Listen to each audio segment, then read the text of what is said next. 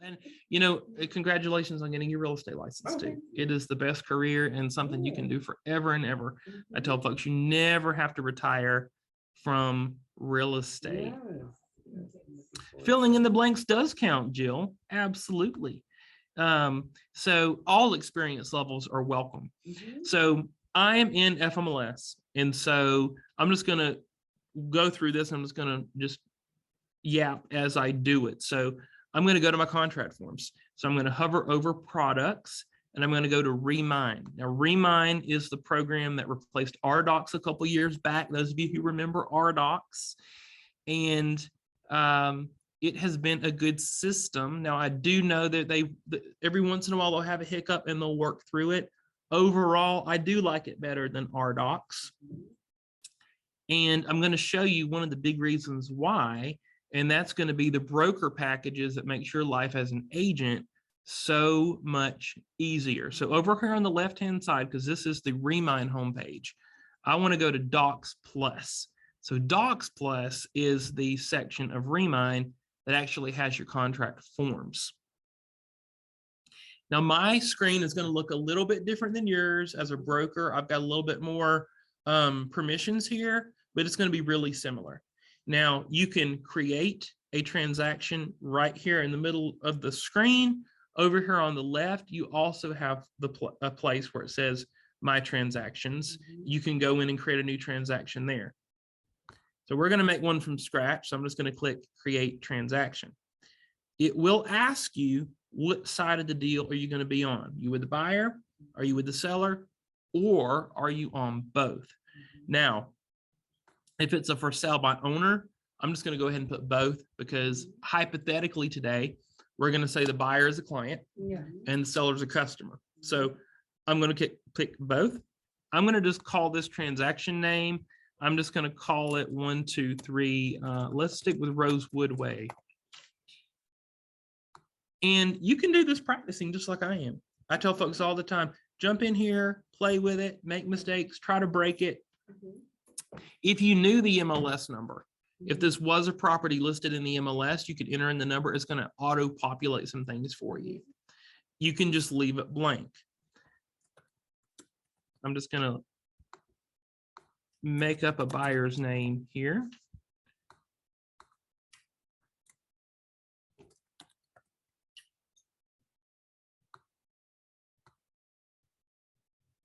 Okay, so once I've entered in just a little bit of information, it immediately takes me to this keeps me on this pop-up window, but it has me on the Forms tab.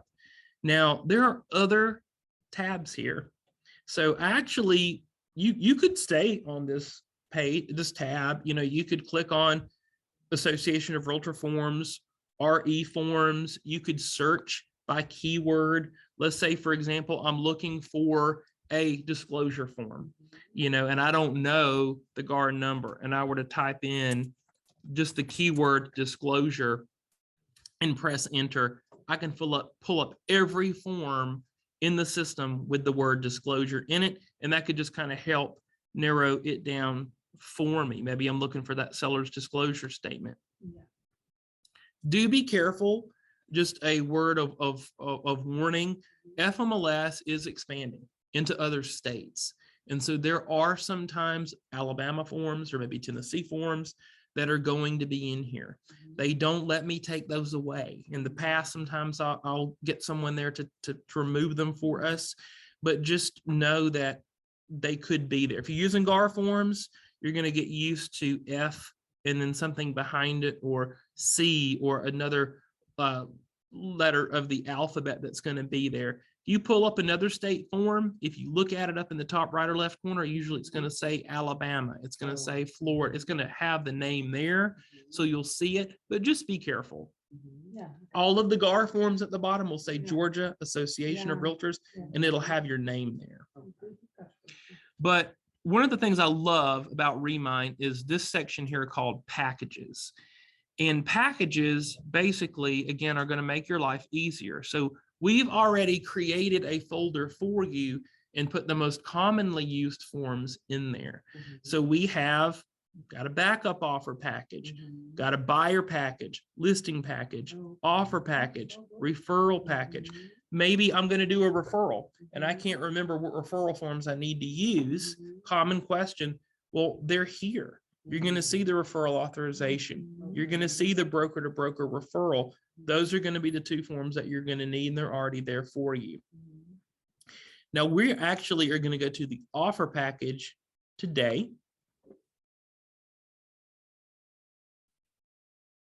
And when I click on this folder to open it up, you're going to see everything here. We threw the kitchen sink in some respects because we do have every financing exhibit, including the cashier.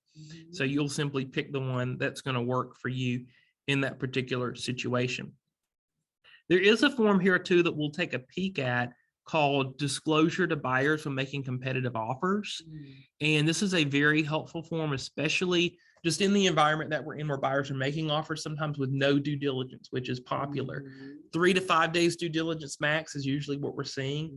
Those of you who have done contracts in the past, just a few years ago, before the market really changed, we would have contracts accepted all the time with 10 days, 12 days, 14 days in a lot of cases. That's just not the case anymore. While I never recommend 0 for due diligence, there are some buyers who make offers, they get frustrated, they decide they want to do that.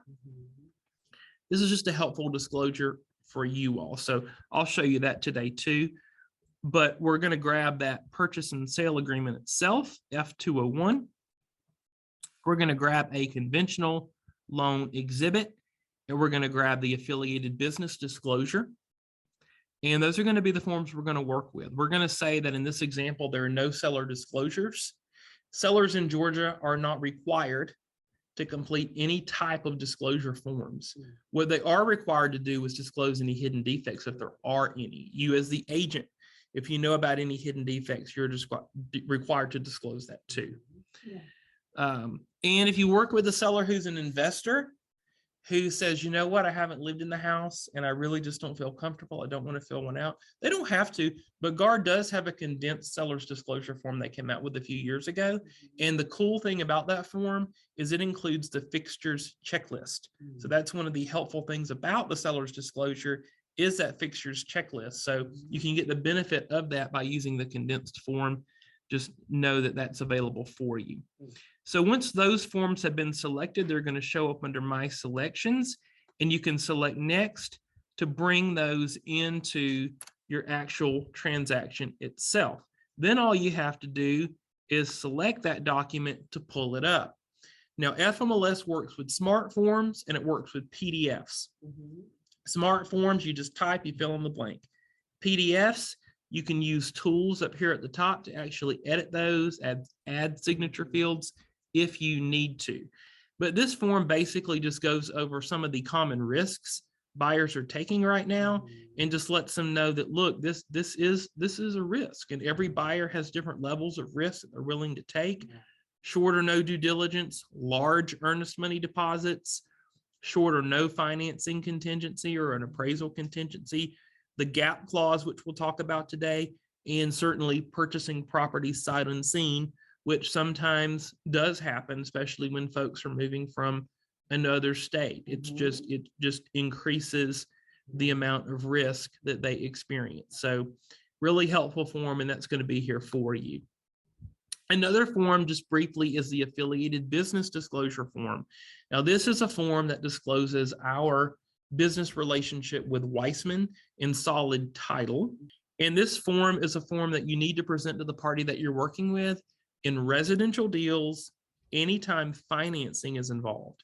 All right, any questions as we dive into the purchase and sale agreement, or is everybody in a good place? Everybody looks to be in a good place here in Roswell, and virtually everyone's pretty quiet today, but I think everybody is in a good place. Okay, so you guys, we're going to dive into the purchase and sale agreement.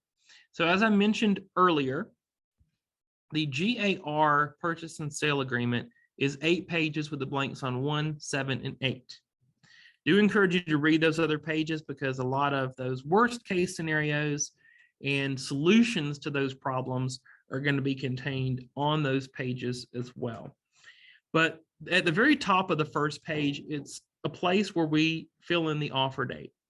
This is not a date to get to sweat about.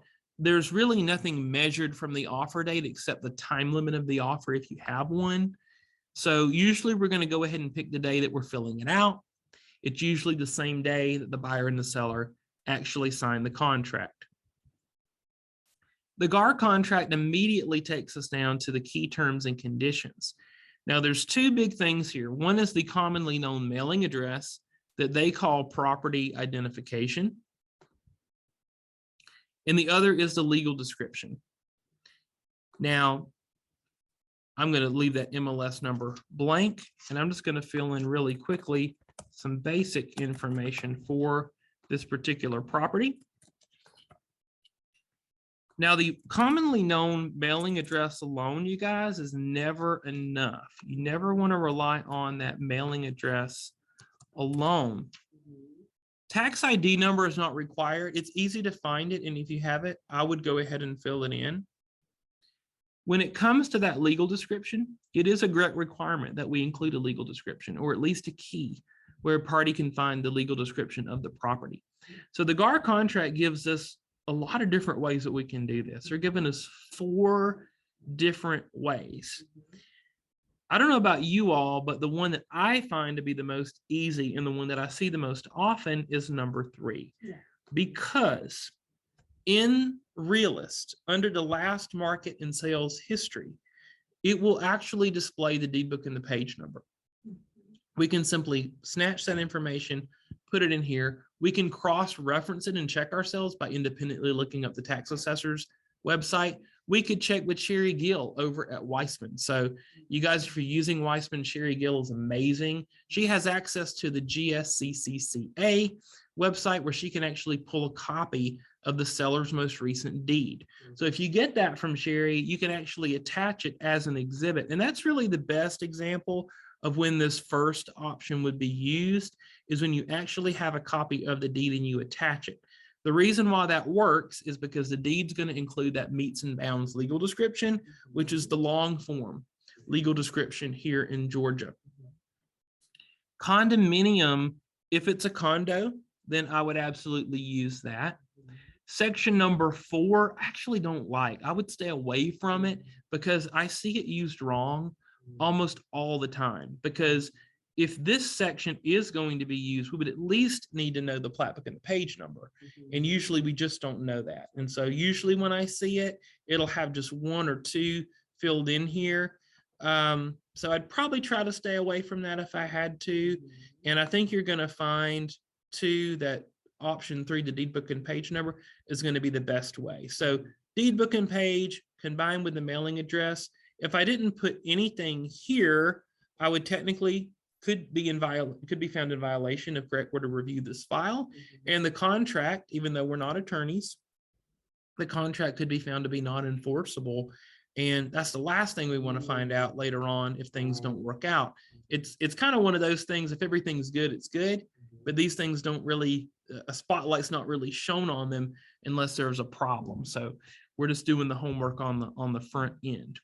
It complements the other information, absolutely. I'm just going to make up some numbers to fill them in here just to show you guys how that's going to show up.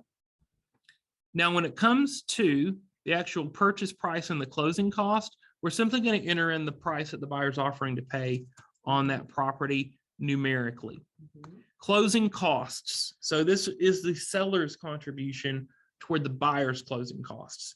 In the market that we're in today, this is usually what I see. It is super rare that I see any number at all filled in section number 3. Everything's negotiable. So if you're working with a buyer, they want to ask for it, absolutely. Absolutely know that you can ask for it. Now, just in general, I will say that if you were to put a big number here and the actual closing costs were to be less than that, the difference remains with the seller. So if you were to put $10,000 and the real closing costs were only 2, the other 8 would stay with the seller. So there is going to be some language in the contract to cap it out.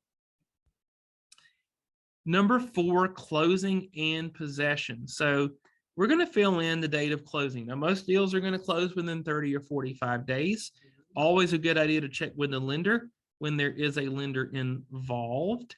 And when it comes to the closing date, a few days extra usually is not going to hurt anything. Closing earlier usually is not a problem. It's closing later that folks can get excited about.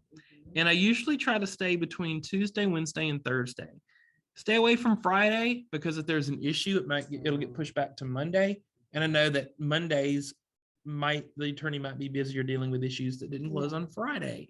So I usually stick on one of these other days. I'm just going to go ahead and pick this Wednesday for our example, and that's the wrong year here. There we go. That'd be a long time to be under contract.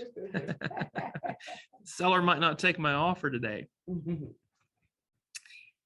Okay, so possession at the closing. Never recommend buyers take possession early. Never recommend sellers stay in a property after closing. Buyers and sellers are adults. It's a tough market. It happens. GAR has a temporary occupancy agreement if it does happen. That's the most protection we can offer the parties. Sellers staying a couple days after, way more popular than a buyer moving in early, for sure. Now, one change that GAR made this year is they added a actual time of the day too. So if it's going to be 2 days after closing by 5 o'clock, you could simply fill that in. Definitely don't see a lot of buyers moving in early right now. So I'm going to fill in the closing attorney as Weissman in this example. Of course, that's negotiable. And then the phone number. Now, I don't know the phone number off the top of my head, so I'm just going to make one up for an example today. And then also the earnest money. So who's going to hold the earnest money?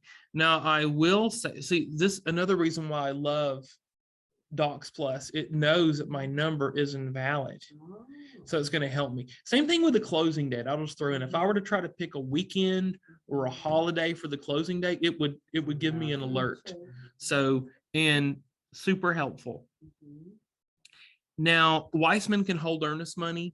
Solid Source Realty holds it for both of our companies. So even if you're licensed with Georgia and you want us to hold the earnest money, you could simply reference Solid Source Realty. So we're going to say in this example today that the holder is going to be Solid Source Realty. And we're going to say that the buyer is going to pay it online. So the buyer is going to use ACH transfer. They're going to visit solidsourceem.com, which is the website where they can do that. So what do you guys think about the time frame for turning earnest money in to the holder? You got really two choices, and then you got just a blank line that you could put something custom in. What do you guys think about this? We've got an agent saying that they use B a lot of times. What about you guys virtually? What are you guys seeing when it comes to earnest money? I can say, as a broker, I don't recommend A, because that means the earnest money's already been turned in at the time the offer signed. So if that buyer makes that offer and that was selected, the earnest money should already be with Solid Source Realty. And usually that's not the case. Now, if we already have earnest money, maybe it's from another deal that perhaps worst case terminated, and we're going to hold the money and transfer it, which we can do, then that would be correct in that case. But usually we're going to go with B. Usually we're going to go with B, because if a buyer's offer is not accepted, then if they've already turned it in and the offer is not accepted, they can become frustrated waiting on that return. We'd have to wait for the money to clear, etc.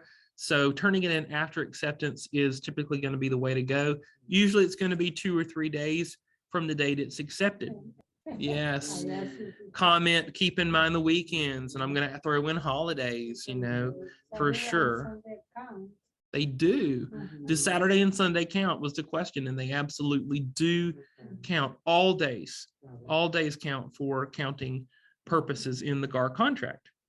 Now, can anybody guess what the average amount of earnest money turned in Georgia is? I got this from Seth Weissman in one of his classes. So statewide, it's $500, which makes sense. There's a lot, most of the states are rural. We happen to be in Metro Atlanta, where it's going to be a little more, but statewide it's $500. Now, typically the earnest money is going to be equal to 1%, 2%, 3% or more in the market we're in now of the purchase price. Comment, I used to see 1,000 a lot. You're right, in a buyer's market, $1,000 was kind of just used a lot, 1,500. But for a $450,000 home, I would expect no less than $5,000 earnest money. I'd probably 10. Buyers right now are putting down more earnest money than they used to, for sure. So in our example today, I'm just going to make this $5,000. That's what I would most commonly see. The more earnest money you put down, the more confidence you're showing in the offer. So this 2 days from the binding date to turn in this earnest money is a big deal. And it's super important for the agents, buyer's agent and seller's agent. Really important for the seller's agent to make sure the earnest money has been turned in. And I'm not talking about just a copy of a check where they've turned it in, confirmation from the holder that it's been turned in. If a buyer uses solidsourceem.com, the agent, you guys will receive an earnest money receipt. The buyer will receive one. We can confirm it's been turned in. If a paper check is delivered to another broker, that office manager, someone there should be able to confirm that it's actually been turned in. Can anybody guess some of the reasons why it's so important for a seller to make sure that that earnest money has been turned in? Any guesses in person or virtually? Why is that earnest money such a big deal, especially for the seller? Right. Okay. So a couple of comments, you guys, here in Roswell. What if the seller got multiple offers? A lot of buyers, or most sellers in today's market, are getting multiple offers. If you're not getting multiple offers, that would be something I would question in the market that we're in now, right? So certainly shows, I'll piggyback on that, good faith, you know, that you are serious, you're ready to move forward. One of the first red flags, you bring up a good point. One of the first red flags as a broker when there are problems is usually buyers that don't turn in their earnest money. It's never a good sign. A buyer that's acting in good faith, a buyer that's serious, they want to get that earnest money turned in. The deadline's 2 days. You know, a buyer that's really ready to go is going to turn it in oftentimes before that. And absolutely. So, okay, so you're piggybacking on that too. Yet the confidence. Rena says the only remedy for the seller if the buyer doesn't perform. So absolutely. Good job, Rena. Rena's one of our brokers here on the team. So she hears us preach about this a pretty good bit. So you guys, if the buyer were to default and they weren't to close, the seller's sole remedy is the earnest money. That was a change GAR made a few years ago. So if the earnest money is not turned in, then that's not good for them. Good, perfect. So that's what we're going to kind of segue into. We're parked here for just a second to talk about earnest money because it's so important. As agents, I'm going to throw in before I throw that question out there to everybody. We don't ever want to hold trust funds. As an agent, you're not authorized to hold it. You get it, it's a hot potato, I believe is the example they still use in your pre-license. You want to get it to your broker as soon as possible. Your broker may tell you to deliver it to the holder and give them confirmation or whatnot, but you don't want to hang on to it.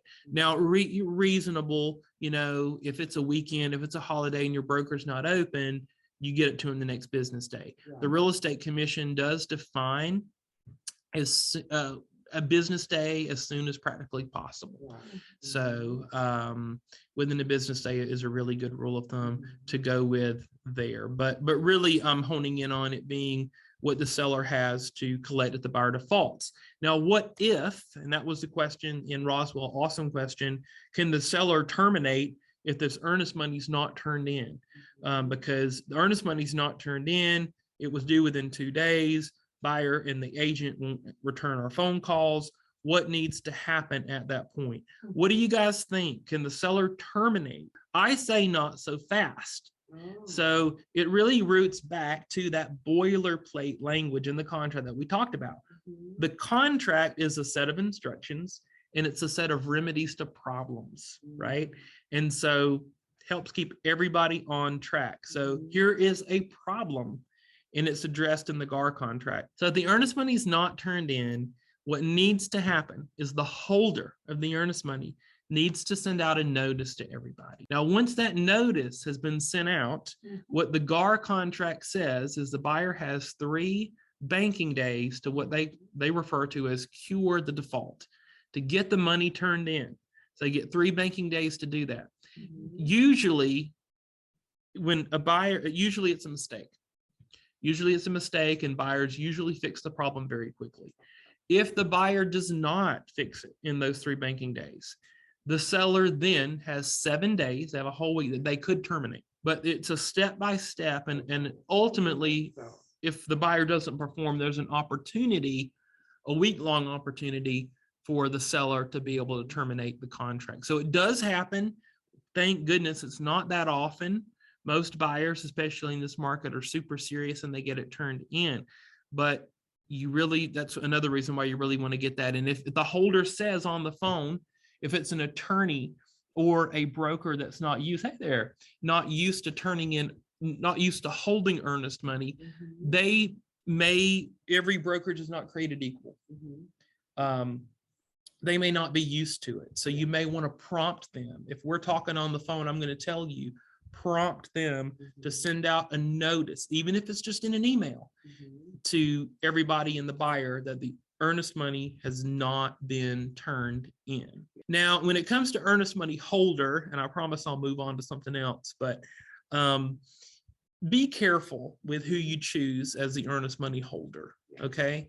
If it's Weissman, I trust them. They do a great job. Solid Source, you know, I'm biased, but we do a good job. We have attorneys that do our 10-day letters, so they're awesome. Our attorneys, if you guys have it, if you've ever talked to Hema or Matt, they are super duper knowledgeable. They're awesome. If it's another real estate company holding the earnest money, I want you to think twice. I want you to fight for it. If you're with the seller and they list their company as holding the earnest money, I want to encourage you to encourage the seller to counteroffer and change it. The earnest money is the seller's sole remedy if there's a problem.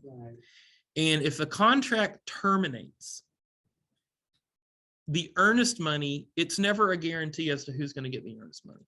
If a person asks me, if a buyer or a seller calls me or an agent calls me and says, hey, Derek, I want you to tell me who's going to get the earnest money, I can give you I can tell you what I think. I can tell you based on the contract what I think should happen, but no one can ever guarantee who is going to get it, because first and foremost, it's up to the parties to decide who gets it. And if the parties can't decide who's going to get it, the holder gets to decide. So I got a couple folks virtually. You're welcome to stay, and I love questions. So welcome to interrupt me anytime. Jill did ask what qualifies someone or a company to hold the earnest money. I would only let an attorney or a broker hold it. You know, could the seller hold it? GAR, again, GAR has exhibits for everything. GAR has an exhibit for the seller to hold the earnest money. I would never allow that to happen if I were you guys on a deal. I would let a broker or an attorney hold it. Again, Solid Source Realty can hold it for both of our companies. The question live in Roswell was one about earnest money and due diligence. And you guys, I know the due diligence period is going to be the next part of our contract here. And the question was, if the buyer has 2 days to turn in the earnest money, but there's no due diligence period. So you guys know I mentioned a little bit about, you know, currently 2-3 days due diligence, 5 days due diligence is the norm right now. Used to be 10, 12, 14. It's drastically different than it used to be if you're coming back after a few years of taking a break or whatnot. There are some buyers that want to offer no due diligence. There are some sellers and some listing agents that push for no due diligence. I don't recommend it. It's one reason why we have a disclosure to buyers and making competitive offers form in your packages. But at the end of the day, the buyer and seller are adults. It's their choice. They may say, I've lost 6 deals. I'm not offering earnest money anymore. If I go see the house and I don't see anything major, I'm going to go with it. Okay, fine. They're going to go with that. But let's just say, based on the question that I got, 2 days due diligence, 2 days to turn in the earnest money, there's no due diligence. The buyer does have an inspection. and they decide for whatever reason, I don't want to move forward with the deal, but they terminate before the earnest money is technically due of the 2 days. So really the question is, does the buyer owe the earnest money to the seller? This is a real question that we face. We've had debates about it in-house, even discussed it with Seth Weissman. The answer is yes, they do owe it. They owe the earnest money. So if they don't have a due diligence and they terminate, technically the seller's entitled to $5,000. Now, as a listing agent, if you receive an offer that has no due diligence in it, and there's 2 days to turn in the earnest money, I want you to strongly encourage to counter it and say, no, you don't want any due diligence period. Okay, that's cool. But you're going to turn in the earnest money as of the offer date, or you're going to turn it in within 1 day. You're not going to turn it in later, because the more time and the more time they have, and in some cases it's been 3 or 4 days, they effectively try to use it as a due diligence period, which is really not, it's wrong. It's not the right way to do it. So I would push back on that. So just be careful.